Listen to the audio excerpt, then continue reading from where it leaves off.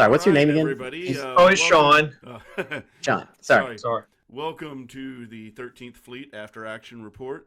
It is Monday at 9 o'clock, and I want to thank you guys for joining us today. Got a really good show. What I had really actually planned on doing was starting off talking about meta and trying to get a better explanation of what meta is and things along those lines.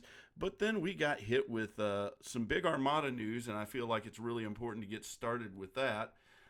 So what we're going to do today, I have two guests with us.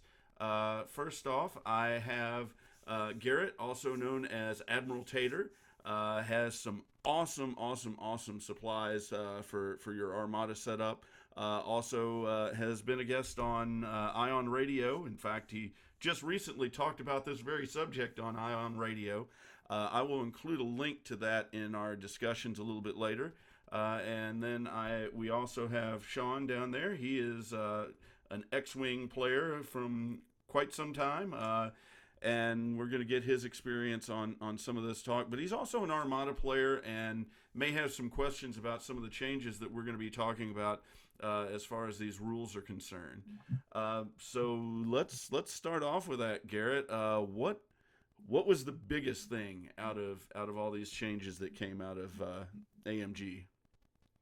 All right. Well, hey, everybody. Like I said, Garrett here. So this is the first points change in errata we've gotten since 2020, I want to say. So it's been a long 3 years that the game hasn't got to change much besides the two Clone Wars factions coming in. And the three big things that happened on this errata and points changes was there's a ship in the game called the Onager, and especially the test bed variant. In Armada, ships come in two classes. There's usually a more expensive type and a less expensive type.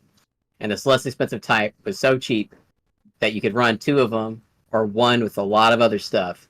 And the special function of this ship was it could shoot basically across the board at, double extreme long range. And that would, push a lot of stuff in the game out, because if you try to run a small ship, you could equip an onager to just snipe it out of the game in one shot out of the gate of the first turn. So those have been made more expensive. And I've got that actually on the screen right now, the Onager test bed. Whereas it is the older card, so it's got the 96 point value, but it's gone up to 116, correct? 116, 20 points. And so that's really significant because in the history of Armada, they've never changed the points of a ship since the beginning. So it's a pretty big deal. It's really healthy for the meta too, because if people were running Empire, it was difficult not to bring the Onager just because you're going to get outclassed by everybody else. Similarly priced large ships like the Imperial Star Destroyer, just too expensive for what it could do compared to an Onager. And then the other thing was there was a common admiral that was taken with these Onagers, General Ramadi, and his ability was if you're taking an obstructed shot, you added a red die to your dice pool on every shot that's obstructed, which is really useful. And he was 20 points, and they increased him from 20 to 28, which is a giant jump and much needed. So now a lot of these lists took two onagers and him, and so now at 48 points that you used to just have to spend on squadrons or upgrades or extra flotillas. So basically, it really pushed down that whole. It's called Donager, double onager. So that's great to see. And then they took the other Star Destroyer, the Onager Star Destroyer, and increased it from 110 to 120. And I actually think at the price these are now, we'll probably see a lot more of the Onager Star Destroyers in the game. Because for the points worth, now that there's only 4 points between it and the test bed, the dice pool and the, I want to say, squad value is a little bit better on it too. But yeah, so basically you get, instead of reds and blacks, you get reds, blacks, and blues out of the Star Destroyer variant. And I mean, no other faction really had a sniping ship like that. That's right. So the Republic had, it's a little cousin version, I guess you could call it. It was called the Spats. So if you remember episode 3 at the opening shot, there's a shot where a Venator takes a blue beam and just, cuts a Munificent in half with it. And that's what these are. And so basically it was an upgrade card you could bring. It took away the ability to really push squadrons. and instead it added this close range ignition shot that worked at medium, basically away from the ship, which adds a bigger dice pool than a vendor could normally shoot out inside. And speaking of the Republic, the other big change at this time was since our game is put on, I guess, hiatus, on hold, on development-wise, they've released 2 rapid reinforcements packs. And in the second rapid reinforcements, they gave us General Anakin. And General Anakin's ability was extremely aggressive. Basically, he could spend defense tokens, salvo defense tokens, to attack, add die, and take what would normally be, when you're fighting an Armada, you get 2 shots per ship, and he would turn that into 3. And when you're attacking him, he could attack you 2 more times if he had his ship set up correctly. So that has been removed from the game, and he's been given a new ability to where he does dice rip rolls. Yeah, that was pretty brutal and oppressive at times. That is, yeah. So those are the 3 big things, and then there was a myriad of other changes that are all really good for the game, making other stuff more useful. I don't know. We could probably go through each of them, but do you have any thoughts on the Onager or Anakin? Well, I'm definitely happy to see the Onager become more expensive. It's just one of those things where, as I'm learning the game, it was a really, really difficult thing to wrap my head around as far as where it could come in. Now, I also understand Matchbook or Matchstick was a significant change as well, and I've got that called up here now. They changed both the points and the ability on Matchstick. Is that correct?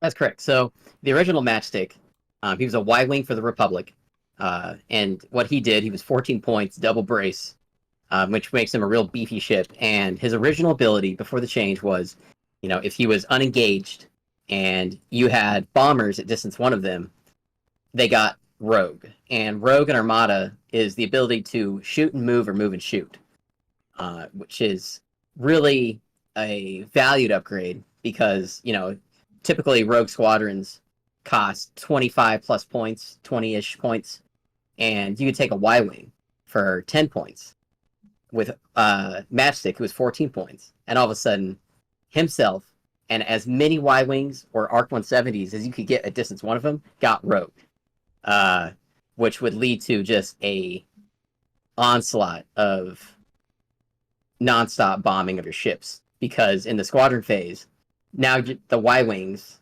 normally which would need a squadron command from a ship to push them, now Matchstick can push them on his own.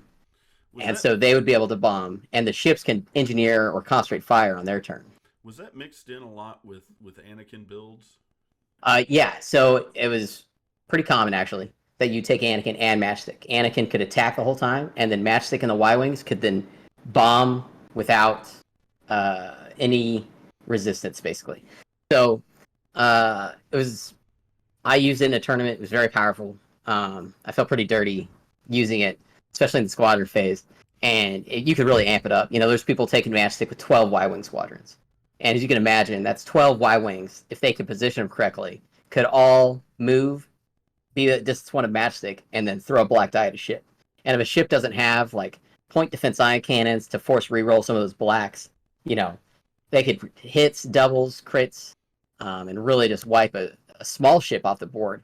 And this was probably the biggest positive change, because of the lack of onagers, the change in Matchstick, and the change in Anakin, is you could take small ships in the game again, and you don't have to worry about them getting destroyed, because small ships have not very many shields, not very many defense tokens, and not very much hull. So one of these powerful ships, or combinations of these, would just wipe things off the board immediately. And so it was really forcing everyone into this meta of, we got to bring lots of ships, defensive tech, lots of big ships, defensive tech, lots of hull points, and shield regeneration. Now, Sean, you're a Republic player, right?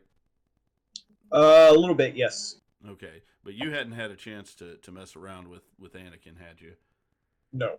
Okay. About the time that Anakin came out, the X-Wing new points came out, and my attention went from dabbling in some Armada to full-blown new X-Wing points with the Store Championships coming out and all that other stuff. And so I have not played Armada in. But again, the big thing is that this is showing that AMG has not forgotten Armada, and they had already shown that they haven't forgotten X-Wing. So this is good.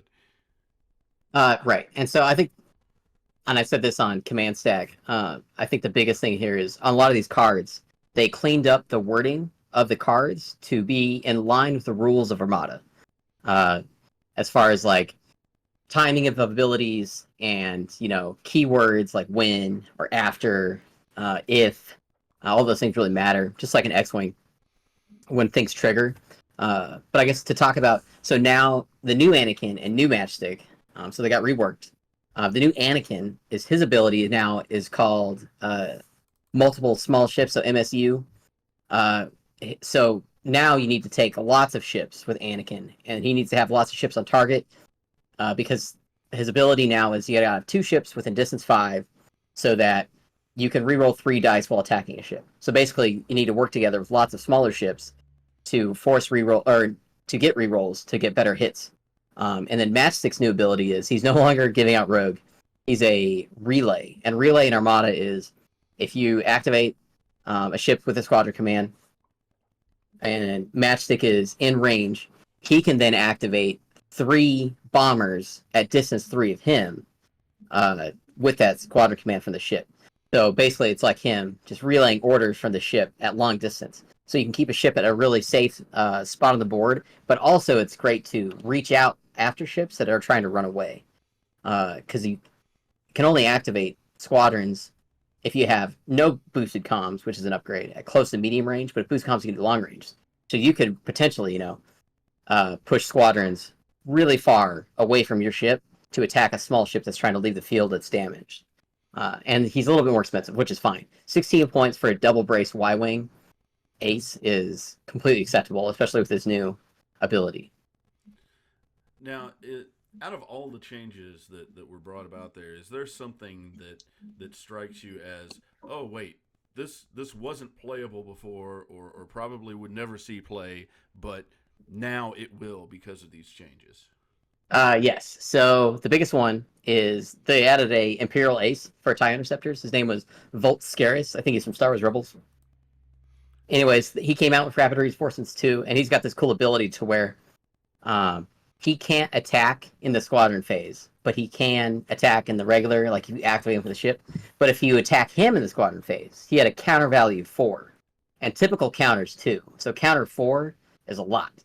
But the problem was he was brace evade, and when you have a fighter that's only got 3 hold, and there's no scatter token, and a scatter, if they can't accuracy that scatter, that TIE Interceptor dies.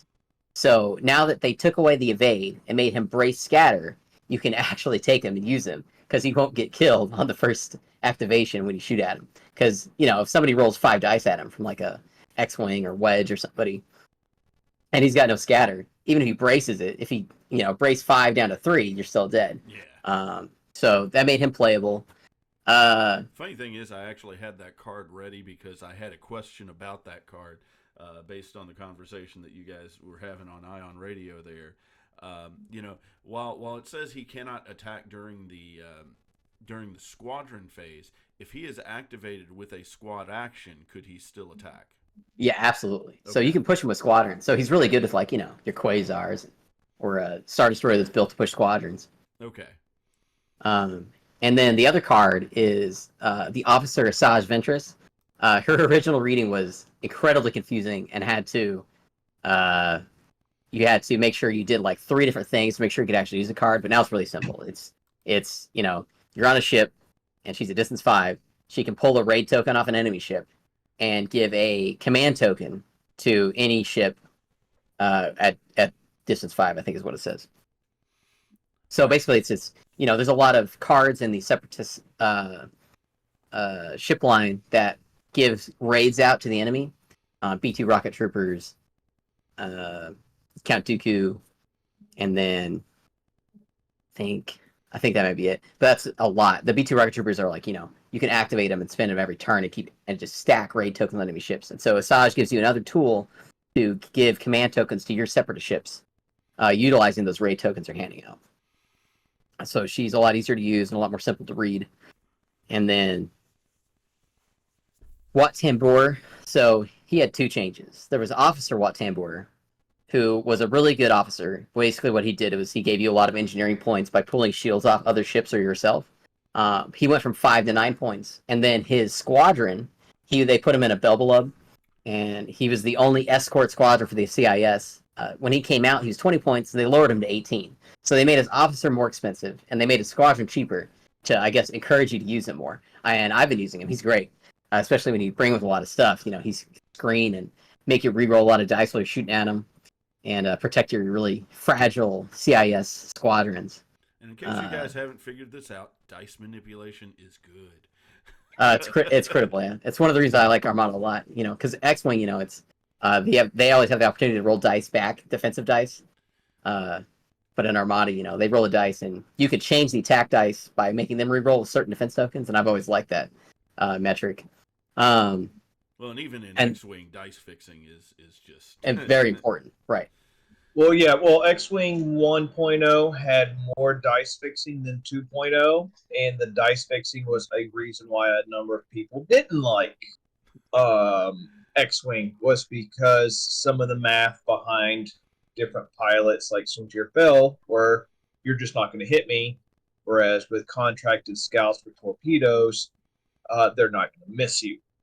Yes. They're just going to get those 4 hits every time, and sucks to be you. And so that's why they moved on to make it more RNG and pilot skill and that kind of stuff, as opposed to here's the dice, good luck. Yeah, Armada benefited a lot back in the early days. They learned a lot of lessons from X-Wing 1.0 and then fixed those ideas when implementing those rules in Armada, which has made it a really clean game. And then 2.0, X-Wing got to benefit from that after. And then the last card that got changed to be more useful was a new Rebel Admiral. So Draven came out, Commander General Draven. If you remember him, he was the guy from Rogue One who was the intel general in charge of Andor. Anyways, he had an ability that was limited in its use. Armada's a 6-round game, and his ability worked for 2 rounds. And at that, it wasn't critical against anything except for really squadron fleets. But that ability is gone. He's been given a new ability to basically where he gets to look at the command dials on a ship across the board, and then he gets to pick 2 tokens to put on his card. And then after the enemy ship does its command, General Draven assigns a raid token from those 2 that he chose to put on that ship. And then as the game progresses, he stacks raid tokens on his card. And then as the game keeps going, he keeps adding more raid tokens to the different rebel ships. And it's also every turn looking at command dials. So he can do a lot of manipulation, looking ahead of how to change, how to raid commands coming up to prevent squad commands, certain nav commands. And so he's a lot more... It's going to be a lot of thinking at high level to understand how to manipulate your enemy's commands with raid tokens. It also comes off as more thematic. Mm-hmm. With him being a spy and all, it's manipulate that dial, since that's really the only thing you can manipulate with an opponent in Armada. Although I will still say that, while he's interesting, and he's better than what he was, I'm not sure that I see him as a really strong meta choice. Oh, I can. Yeah, it just in one game that I remember with an Armada tournament, I had squadrons that I was going to dump out of my ship, but unfortunately, I had raid tokens that stopped me from deploying the fleet. And so somebody looks ahead and sees that you have a ship that has squadrons in it. They can see to it that those squadrons never see the board. And this is why I'm a noob. See, I fell victim to that. 100 and something points, never saw the board. And now he's going to be able to do it more, is the big thing. So I think Draven, if he shows up in your local game place area, you better be prepared to make sure that you can provide command tokens to your ships so that you can clear those raid tokens off your ships so you can use your commands. Because if you don't have a plan for command token manipulation, Draven fleet is going to eat your lunch. Well, that actually leads into the next topic that I wanted to discuss today. and that is a discussion of what it means to be meta. I know we've got a lot of newer players that tend to watch the show, and I encourage that. I really want to encourage that. But we all come from different backgrounds, and yet still, meta means the same thing pretty much to all of us. I've spent time playing HeroClix for a very long time, and Garrett has played Armada for a very long time, and Sean has played X-Wing for the very long time. But I'd like to hear from you guys how you would define the term meta. And we'll start with The Garrett. popular stuff kicking everybody's butt. Okay, well, if I got to start, Yeah. meta to me is it's bringing stuff that synergizes in a way. That's really what it is. Meta is taking the components of the game and putting it together to where everything works together to a greater effect, instead of piecemealing ships, fleets, squadrons. So you look at your commander and you build your ships from his ability and your squadrons so that everything works together in a meta way. I mean, that's really what it is. You just can't take stuff, and you can test, and that's how you find new metas, right? You test different abilities and components together. But meta is taking those things that work well, putting them on the ship, and then running it. And there's different kinds of meta, right? It's maximum efficiency. That's correct. Maximum efficiency. So, and there's defensive meta, offensive meta, squadron meta, and just like anything else, like X-wing or this, there's a different way to build each squadron or fleet up to be meta in the way that it's running.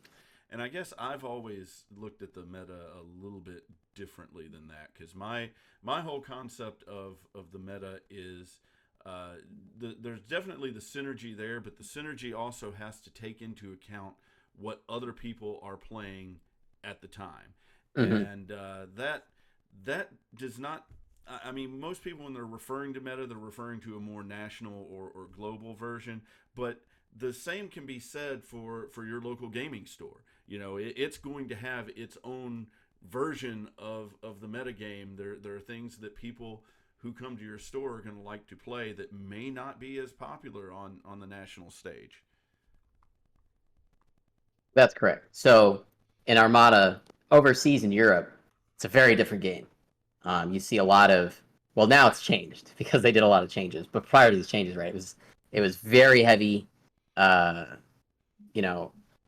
play. Like people didn't shy away from it. Heavy and can play. I mean, they were there to win.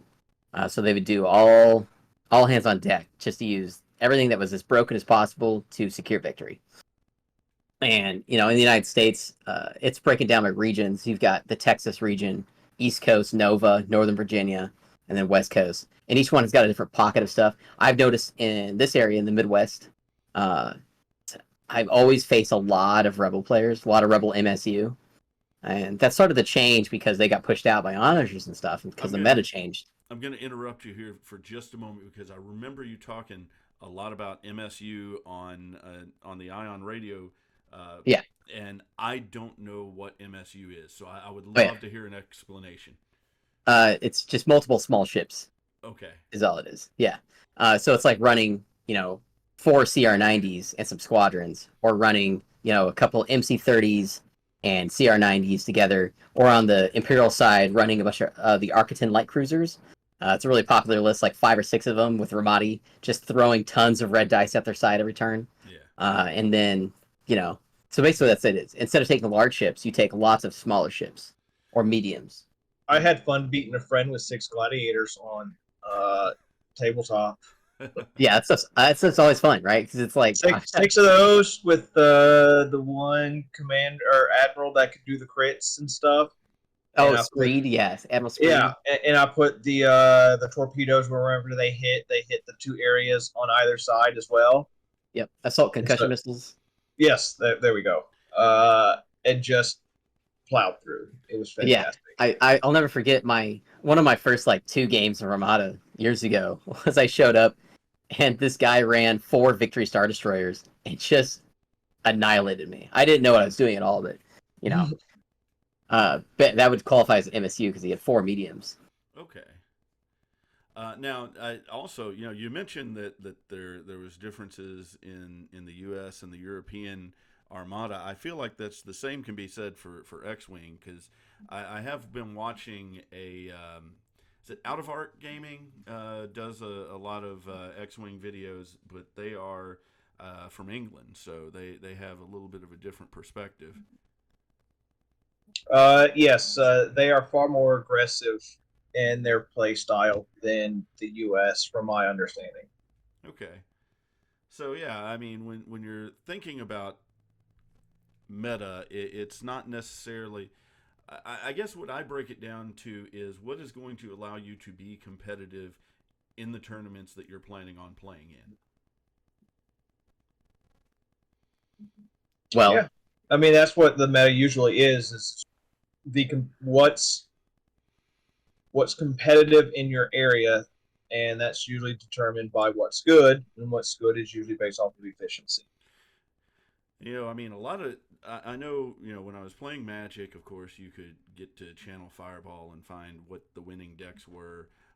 But for every other game that I have played, finding winning lists has been a lot more research. And I'm just wondering, have you guys found any places that you commonly refer to for list ideas?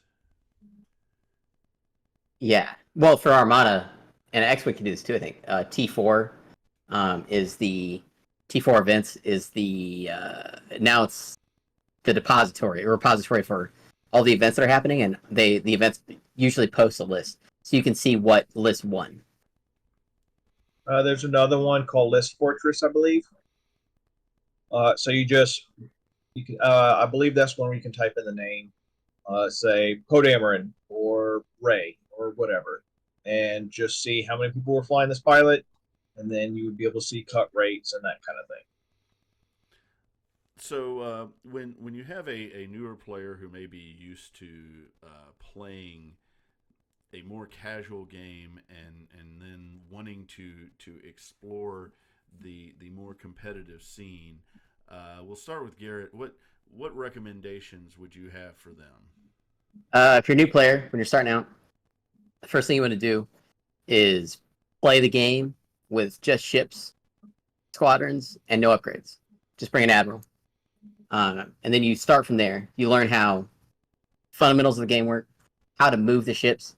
I think that's the biggest thing in an Armada is maneuver, because positioning of ships, especially in Armada, it's you shoot and then move, and that really messes with people's heads because you've always got to think about where I end up now and where they end up last is where I'm going to shoot, and then I'm going to move, and then I'm going to shoot after everyone's moved again.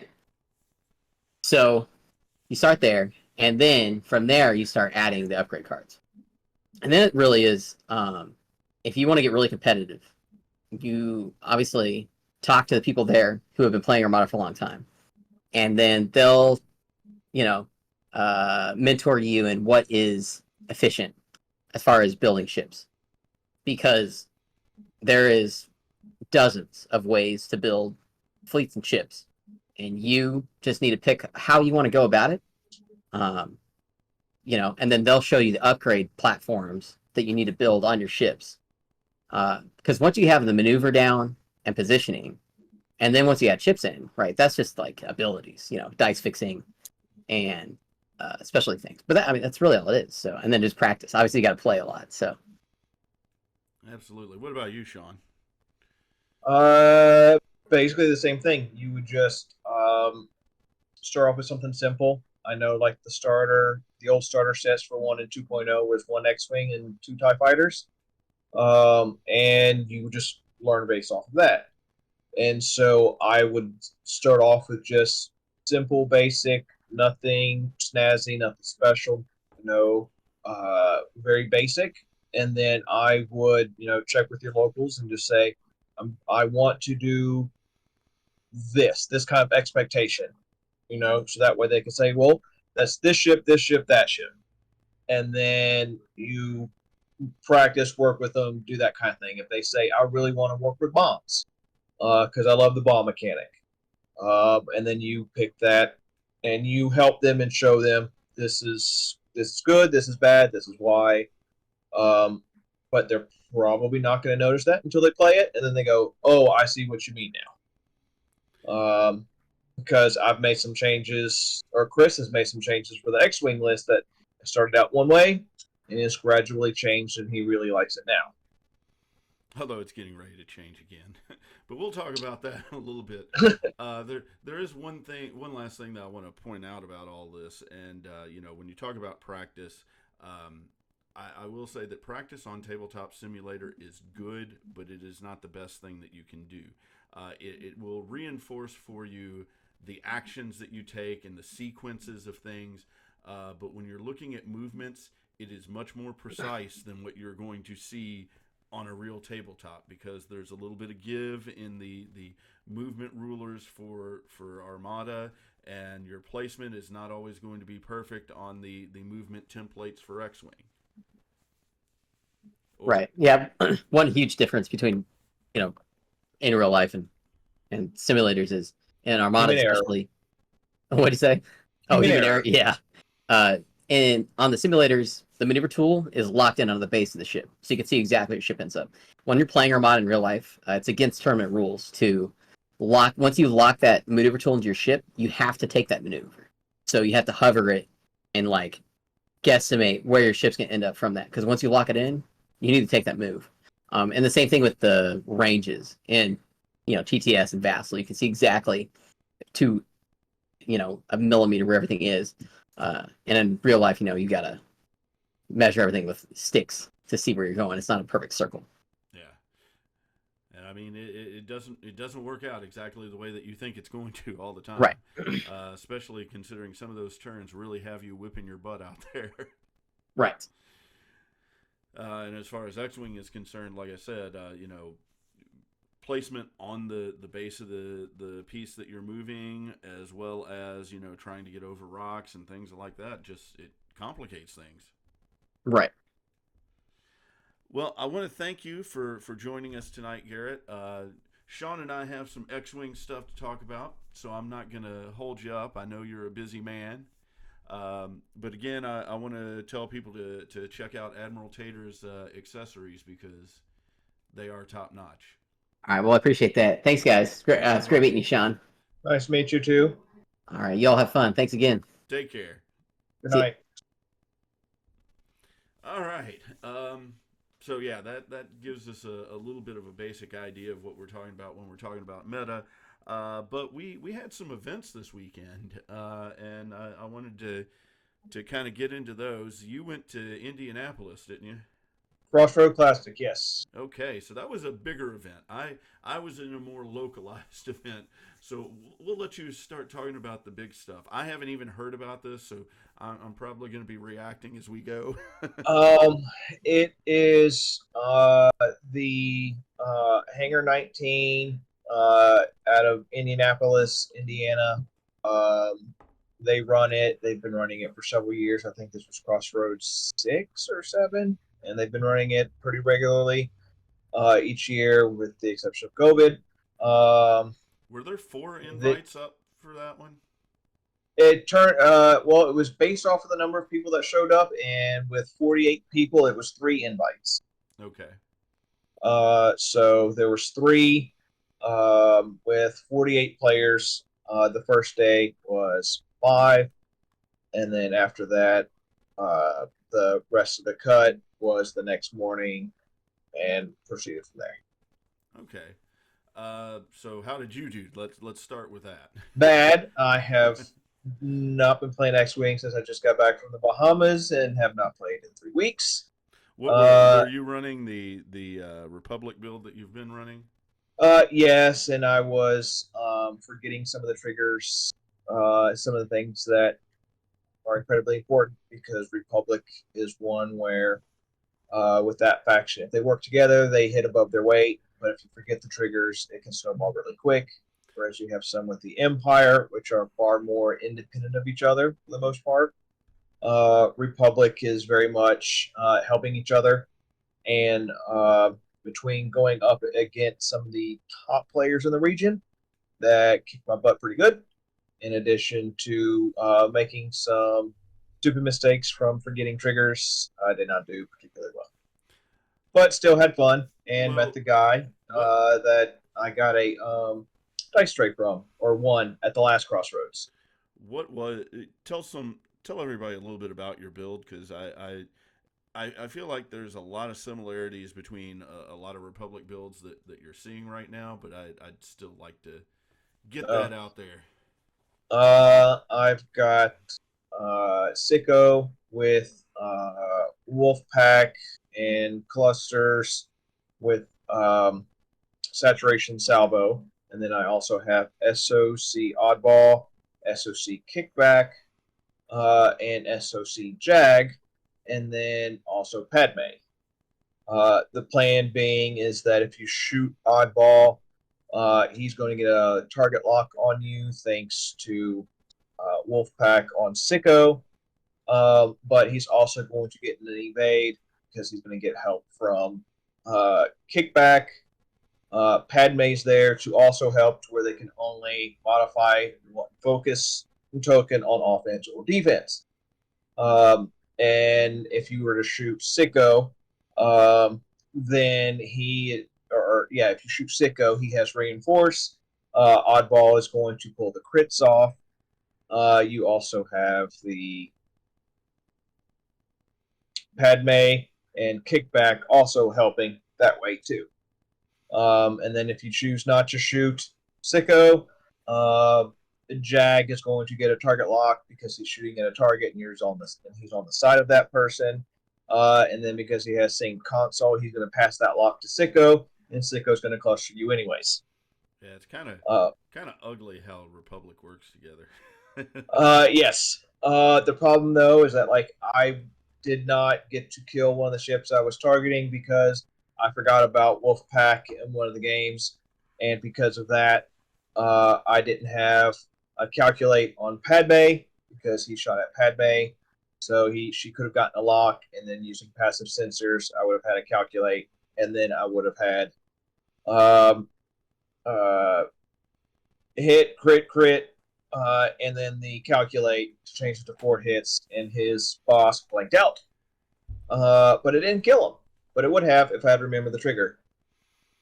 And so that was the downfall. Do you know what ended up winning? No, it was either Resistance or Empire, I think. I think it was Resistance. I'm not sure. Okay. Yeah, and I mean, Resistance are just crazy with all their extra actions. Yeah, Lando is really good in the Falcon. Double readjust on the movements, and yeah, it gets kind of sick they're what one they of can do. They're one of my favorite factions. Them and Republic are my top 2 more enjoyable ones. My favorite ship to play is the A-Wing. So Resistance A-Wing. What you're telling me though is that Scum didn't take it all. No. I do believe a Scum ship made top 8. Really? But I don't remember what it was offhand, but I'm pretty sure Scum made a top 8. Yeah, you don't see a lot of really quality Scum builds out there, unfortunately. 1 second. I was on. I can just join the tournament and do that. Yeah, you're looking things up right now. Okay. Oh yeah, you can get on Roll Better and do it that way. That will work most definitely. Oh, how many people were out there? 48. 48. Wow. Okay. They've had more than that before, but that was back in.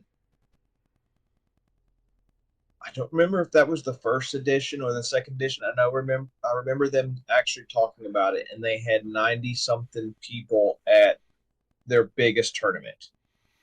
Yeah, I'm still really, really surprised that you don't get a lot more people yammering for these games. I mean, it's Star Wars. You think you're going to have a really, really strong audience for it, but of course, nothing beats Magic. Magic is like the top competitive game out there, and I don't think it'll ever get taken off its perch.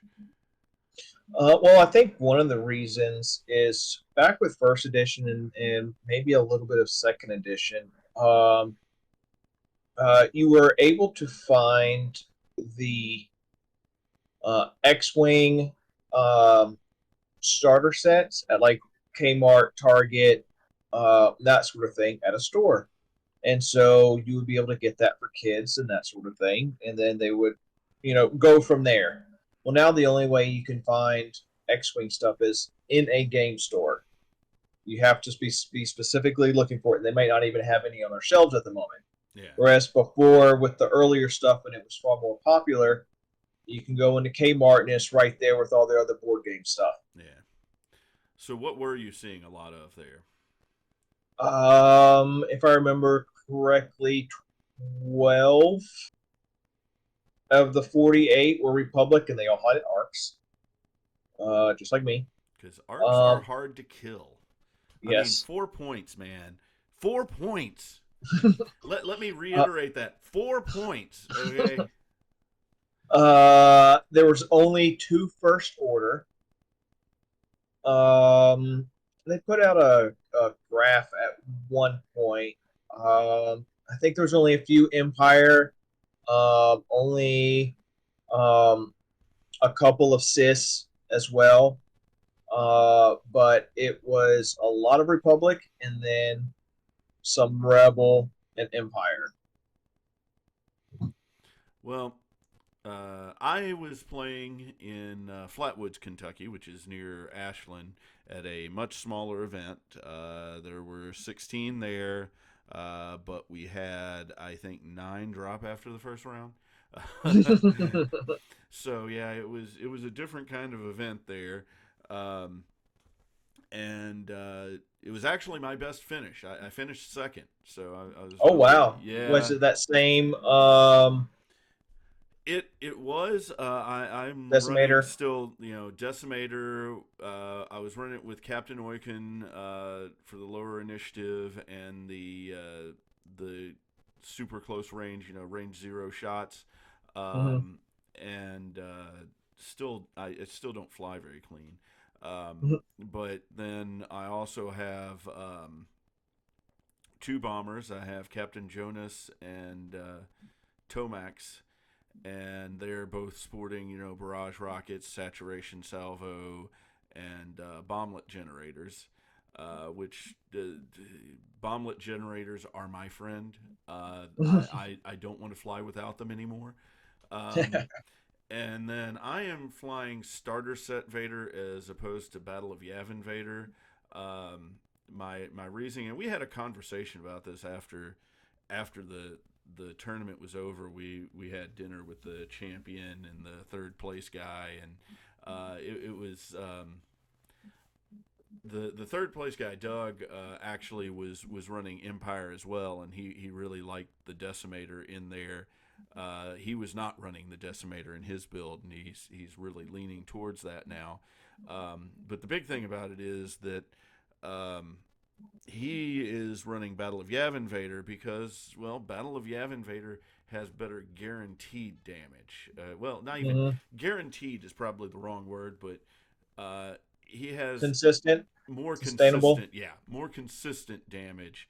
But being a newer player in my mind, I just think I am better off having the actions for days that the starter Mm-hmm. set Vader does. Plus, I can use my force dice on defense rather than just on offense with that Vader. So he Right, with works the out. other one that hits if you put him in a wrong spot. Yeah, Kabooey. yeah. So I mean, it's one of those things where your mileage may vary, and you want to use what's better for your style of game. I will say the one area that I have been messing around with in the build has been the Decimator. I've tried out different pilots for it and different loadouts, and I'm coming back around now to where for the event in Elizabethtown that is coming up on the 28th, I am looking to go back to Rear Admiral Cherno. Yeah, well, it's just one of those things that he gets a little bit of a better loadout, and I was not getting that many of the range 0 shots, and more importantly, I had been running Connor nets, And when they work, they're great. But I just was having a lot of trouble getting them to go off the way that I wanted them to go off. So I decided that I wanted to try to adjust the build for a bit better consistency for my play style. Mhm. And I am looking now to switch, Rear Admiral Chernow, uh, Minister Tua, and there's the other reason for Chernow over Oiken is Chernow has 3 officer spots, whereas Oiken only has 2.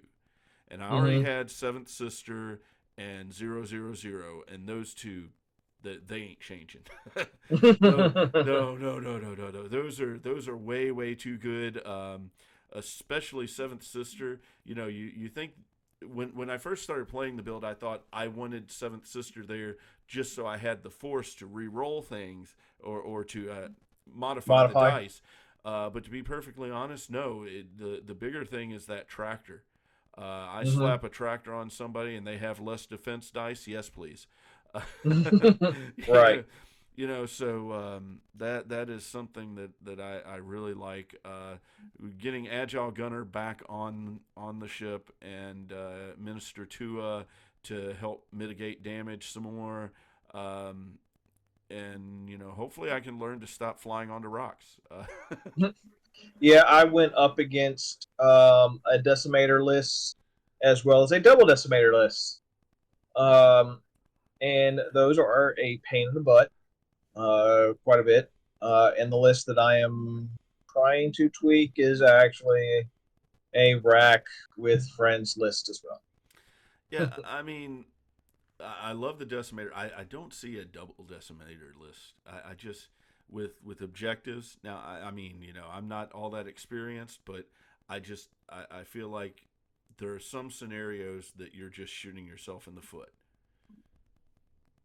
Well, that's when you Or might punt on that one sometimes, maybe. The thing is, though, is um, having 2 of them, you do get, like that area control one.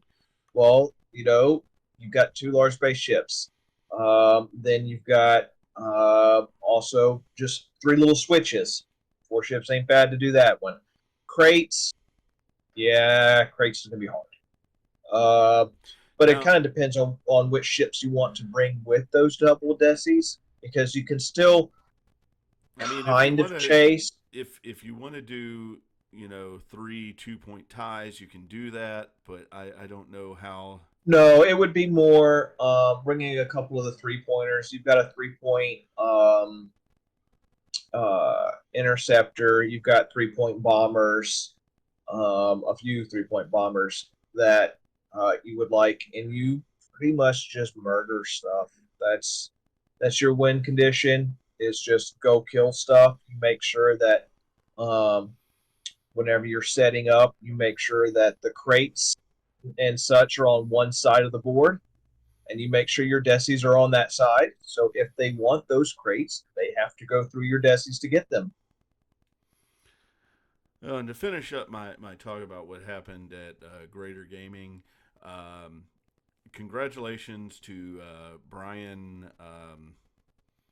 Wow, the last name is escaping me at the moment. I'm sorry. I did put on the Facebook page. There is a congratulations message to him. Plus, you can see his name in the video, which there is definitely video available for you to check out. If you go to the YouTube channel, you will be able to see the. Well, if I can do this to where it is covering up part of the Discord window so that you guys can actually see what we're talking about. Maybe not. Okay. Anyway, yeah. If you go to the YouTube channel, you can check out the second through fourth rounds of the Greater Gaming X-Wing Store Championship. I am in the first round, so you can see how horribly I flew. But there is that expression, "better lucky than good," and that very much applies because man, my bombs were doing work.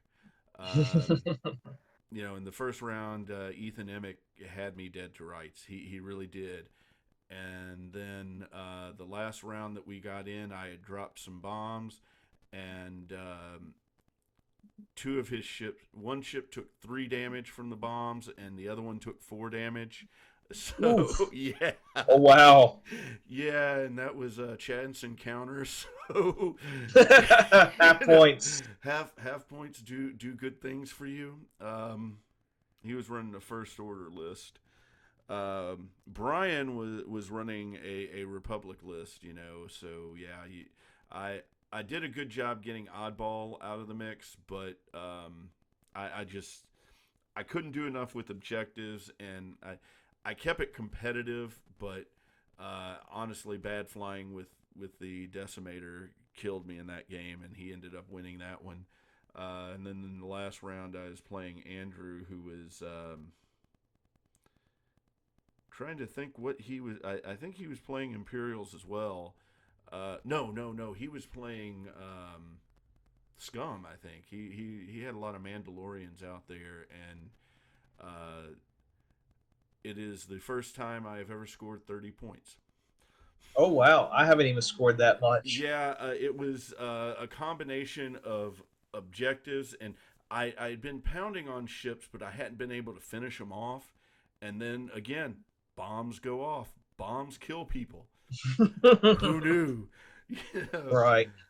So yeah, I have discovered that I very much like bombs and seem to do pretty well with them. So yeah, that's going to be a thing for me moving forward. I just need to continue to learn to fly the Decimator so that I can get actions with the Decimator, and then I think I'll scare some people.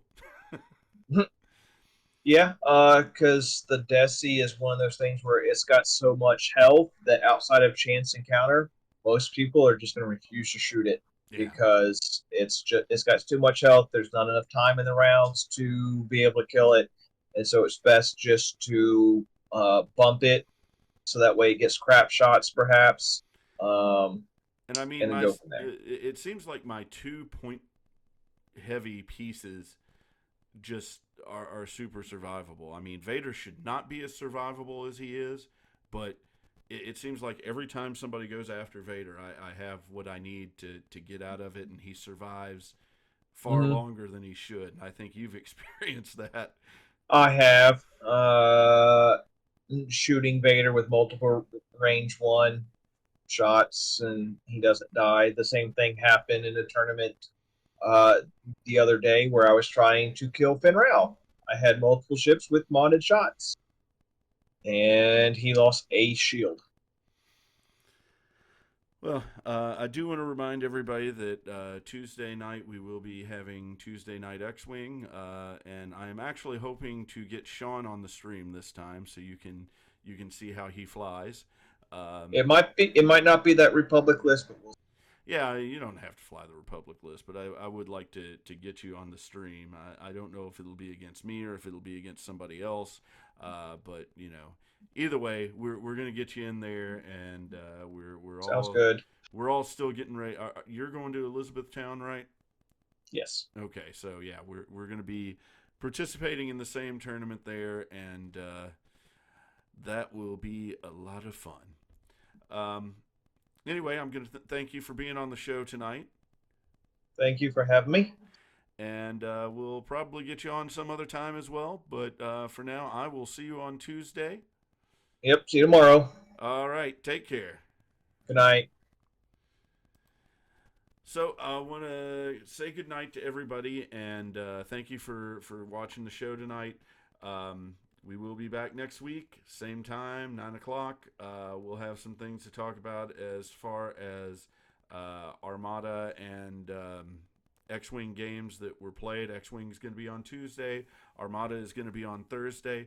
I meant to say I am sorry at the start of the show for Thursday Night Armada. We did not get Thursday Night Armada in this past week, and that was all me. They actually were playing games there. But unfortunately, fortunately, I have gotten a new job, and that new job has required me to fill out some paperwork, and I needed to make sure that I had that paperwork ready on time. Otherwise, I could lose the position, and the position is a very, very good one. So couldn't afford to do that. Want to be able to stay on the air, and by doing things like work, I can actually afford to do things like this. So I want to thank you guys again for watching, and I hope you enjoyed the show. We will catch you again next week.